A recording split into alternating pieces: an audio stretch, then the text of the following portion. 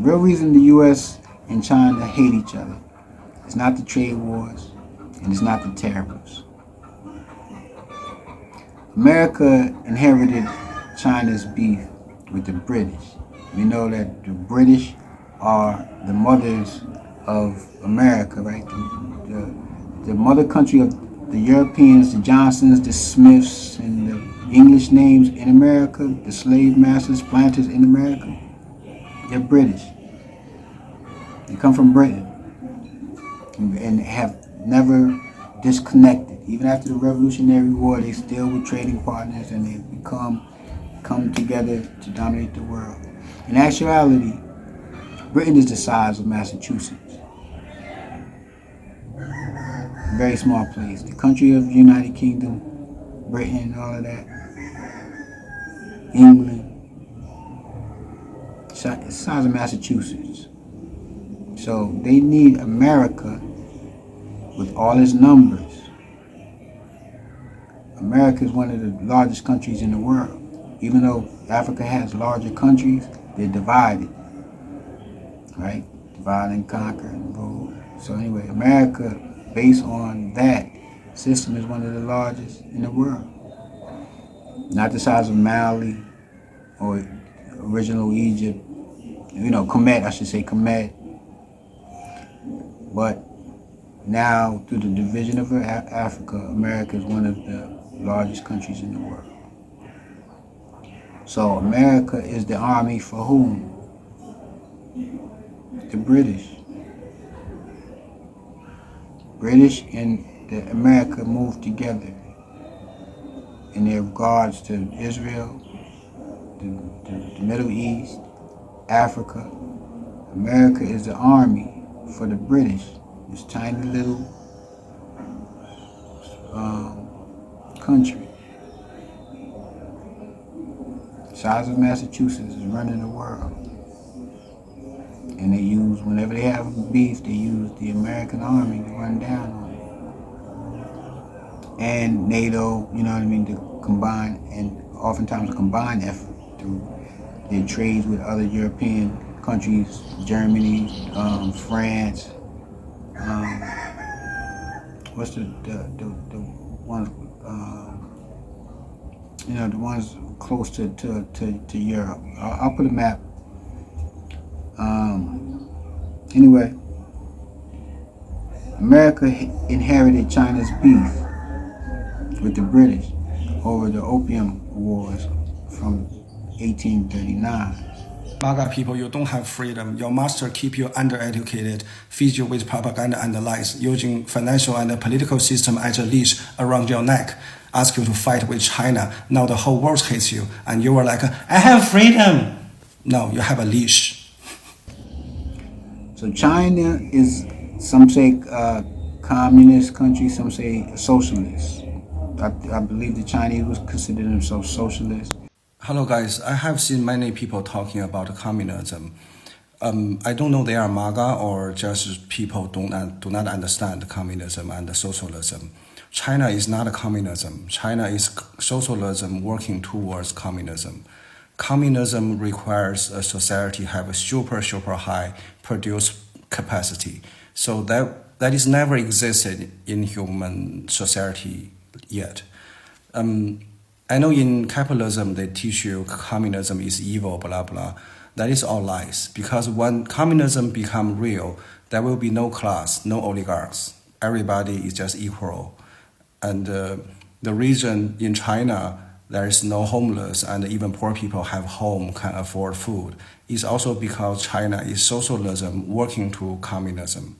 But it's actually a mixture of socialism and communism. Let's kind of delve into what communism is. Communism eliminates private property in hopes of creating equality among its people. So the government owns everything. The property that you live in, your neighbors live in, the roads, all of that. Whereas opposed in the capitalistic world, or system, everything is based on, most things are based on public property. I mean, yeah, public property. Not public property, private property. It's based on private property. Everybody owns their land, or everywhere someone lives, someone owns that property. And then the government has the specific properties government owned, like the police station, the train station, highways, things of that nature. Socialism seeks greater equality by creating more equal distribution of wealth. So socialism is basically, we provide the wealth of everybody, right? So there's no homeless, no poverty. So many MAGA leave messages like, soon I will have no products from China. Yeah, that's only because soon you will have no home. Sorry, that's not funny. In China, we all have homes. Even the poorest have home, can afford fresh vegetable, meat, eggs. That's just like a basic human rights in China. And I hope you also have that basic human rights. Oh, dumbass. The government handles the wealth and distributes it among the people. As a compare, so China is a socialist / communist country. Capitalism is a competitive market. Competition is the driving force of capitalism. I told you the British are the most competitive empire in the world. And their system is about competition. And what's the nature of competition? The competition is to put your opponent, your opposition, in a position that you don't want to be in. So you're playing a game to win and causing someone to lose. So that's why in a capitalist society you have problems like homelessness, crimes, because the wealth is not divided, so people have to fend for themselves and compete against each other, and it's me against you, and it's individualism. Competition is not a good thing. God is not competitive. No need to be competitive when you're God. So, devils are competitive. The weak are competitive.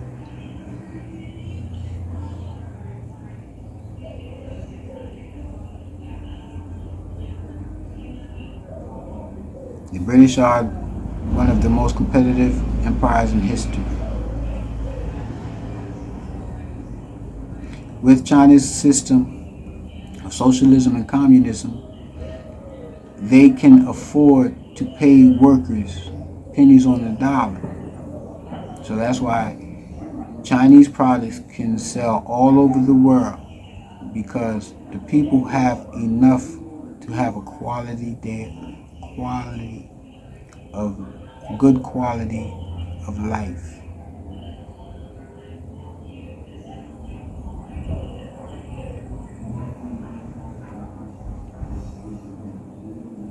It's too expensive to employ people to do certain labor in America.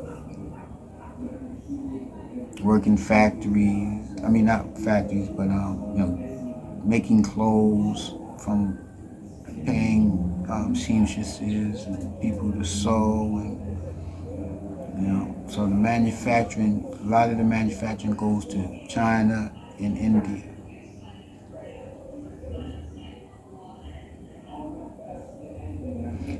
And this is what basically brought on the trade wars that America and China are going through right now with the tariffs and all of that. But what happened is that when I say America inherited the beef of the British with China is because in 1839 there was a war between China and Britain. China had a emperor, Lin Zexu was the emperor, and at the time the British started a war with the Chinese because Lin Zexu ordered. Let me back up a little bit. In 1773, the British had colonies in India. The British had the Indians growing opium. The British were selling opium to the Chinese. It devastated and decimated China and its people. Thank you, sir. And yes, exactly. In this world, only China buying that many agricultural products, and 1.4 billion Chinese, no one is starving. Do you know India? India has people starving to death every year, and they are still exporting agricultural products to other countries. Capitalism. So by 1839, Lin Zexu ordered to gather up all of the opium and destroy it. There was a guy by the name of Charles Eliot. He oversaw all trade to China. The British was making a lot of money exporting opium to China. Kinda what happened to the black community in the 1980s, where it ravished the black community, destroyed it. We still feeling the repercussions of that crack epidemic of the 80s. We were all affected, whether, smoking crack, selling crack, the crimes for broke people did to get the crack as addicts, or the lifestyle that the drug dealers had, tricking on women and just living foul, trying to make money, but devastating our lives and all the lives around us. It destroyed. There's a whole generation of kids we call crack babies. They're like 35, 40 now, but they were babies in the 80s. You know what I mean? And a lot of them have been to prison. A lot of them have mental disorders and trauma and all of that. This is what China was going through. 1839, Lin Zexu ordered the destruction of all of the opium. Charles Eliot had been making a lot of money off of the opium. So you know how the Europeans do, the Caucasians do?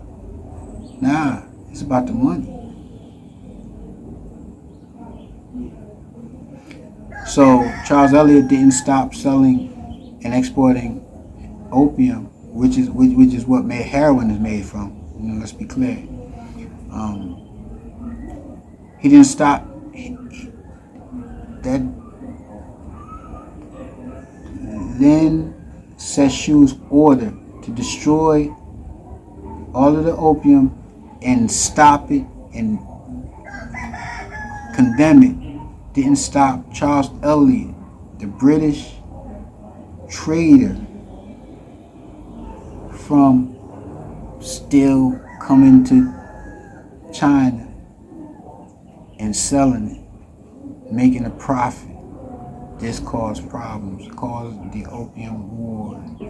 the first Opium War in 1839 between Britain and China. Because China, they got their navy together, and it's a long story. It's a great story. I advise you to research it. I'll have a short video of a simple explanation, but it's a link, a YouTube link in the description of about a 4 minute 39-second video. But you can spend hours just researching this. It's an amazing story. The British ran down. It was 6,000 British, and they conquered 50,000 Chinese, an army of 50,000. At that time, the Chinese, they didn't have that many enemies. So, the biggest deterrent that they had was like a cannon, and it was a stationary cannon. It wasn't a cannon that moved. And so the Europeans, they had cannons on boats, and they had, and then that they mastered the gun. The Chinese didn't have guns; they had swords. The Europeans had guns, right? That's how they conquered the world, with the gun, right? The gun in the Bible, right? The Chinese come with trade. They want to do trade. That's why they're thriving in Africa, because they're not trying to make African people Buddha. No, they just want to do business and bring some of their people over to make money and supervise and watch their money. But the British, they come with a gun in the Bible. They're on a crusade to turn the world into, into Christian. I'll leave it at that. So anyway, the 6,000, the army of 6,000 conquered the army of the 50,000 because of for one, they were outgunned, and two, a lot of the army, their warriors were addicted to opium. I've heard stories and read stories about, when the British, because they were bombing them from sea, broken down, wearing them down. So by the time they went up east and north and hit land and ran in and started, taking over towns, their soldiers were nodded out, high as a kite, couldn't even fight back and defend themselves. So the Chinese eventually had to sign a treaty to stop it, and it was a treaty that, okay, y'all can sell heroin, like they call it I forget but for about 100 years, China dealt with that situation. I think it was like 100 years of humility or something like that, but I'll put that on the side. But it was how the British took over China. And so this trade war between the British and China goes back to the 1800s. And we know that's when the Europeans was taking over Africa, you know what I mean? With the British, the Red Coats are coming and all of that, and they were creating colonies in Africa. They had them in India. And now they wanted to, take them, take over China.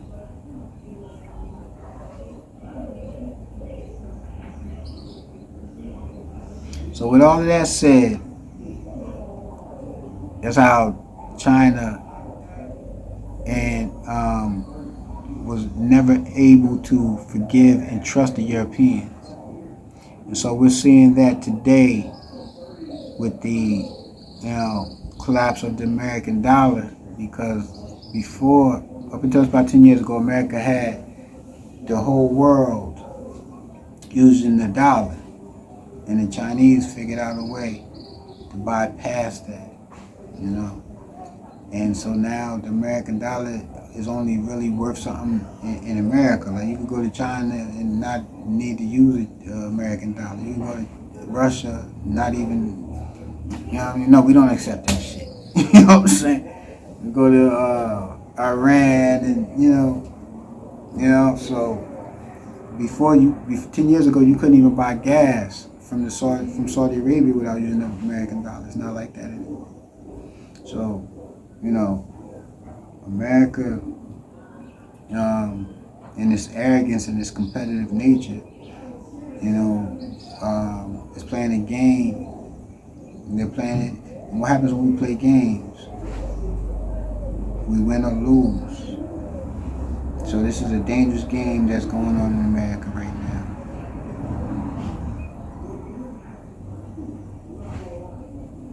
Anyway, let's talk about it in the comments. Like, share, subscribe. And always, I'd like to thank you for your time. Love, peace, and happiness. China will lose the US market, which, as I've said, is 15%. We don't care. We don't care. China has been here for 5,000 years. Most of the time, there was no United States, and we survived. Right. And if the United States wants to bully China, we will deal with the situation without the United States. And we expect to survive for another 5,000 years. Marga, let me show you some bloody truth. What a super ordinary Chinese living standard look like. I'm going to show you my neighborhood grocery market. I have done this on Note, and this time I'm doing this for you guys on TikTok. You will understand how hard your master doing you with no lube. Okay, and breaking your supremacy bubble is just simply fun for me. Let's go. First, let me introduce you some common sense about China. Chinese people mostly we live in this complex and apartment buildings. And this is my home. I live in here by myself. It's a 3-bedroom, 2-bathroom apartment. And now I'm gonna go to the grocery market. I call it super ordinary because I don't want to insult the people in my neighborhood. But you guys, you can go ahead, just call us poor, no problem. Your vice president already called us peasants, so nothing worse than that. You go ahead, don't worry. And today is pretty cloudy. Before we get there, let me share some basic knowledge of China with you. China have 56 ethnics, 1.4 billion population, almost 700 cities, and my city is the smallest one. The economy, the population is all near the bottom. All the price here is in Chinese, and $1 equal about 7 Chinese yuan. You have to do the math by yourself. Even though I know it is hard for you, but I cannot put everything into your mouth. The whole street is full of these vegetables and fruits, all very fresh and very affordable. I only show you one store here. And meanwhile, I'm gonna share with you some hard wisdom. MAGA people feel proud of the US dollar is international currency. They don't know that is the #1 reason why US cannot produce by itself. All the benefits of being an international currency go to Wall Street oligarchs, not common people.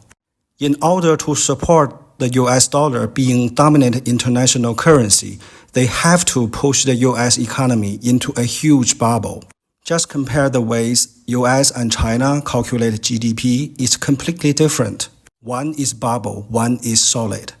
For the common people living in the US, the cost of daily life or US products, they are way more expensive compared to China. So for the last decades, capitalists have to transfer their factory to other countries to survive and make profits. US cannot produce itself because the cost is too high. No other country can afford to buy. In case your working class figure out what is going on, they have to build a supremacy bubble by smearing other countries with propaganda and lies to make other countries look terrible. Meanwhile, they do propaganda in developing countries, lying about how all Americans rich with human rights and all kinds of benefits to get the rich people, intelligent people, and the cheap laborers immigrate to US. But in reality, for common people, it is very difficult to living in that huge financial bubble, like almost 70% Americans living paycheck to paycheck. The world never needed the US. It is the US that needs the world Don't even mention how many countries have suffered from Wall Street financial manipulation and how many countries have suffered from the US warmongering. That is also why US foreign policy and the CIA obsessed to create a color revolution or divide other countries, like the lies about Xinjiang Uyghur or Tibet propaganda, Hong Kong riots, all paid by them. USA was never the good guy. It was never great. It is always the bully. The financial and the political system is fundamentally designed to enslave people. Meanwhile, they took all of your American citizens as hostage. I don't care about your MAGA, of course, but I care about the good Americans. Now you see, MAGA, I'm not calling you dumb to insult you. I'm calling because you are. P-Funk City G.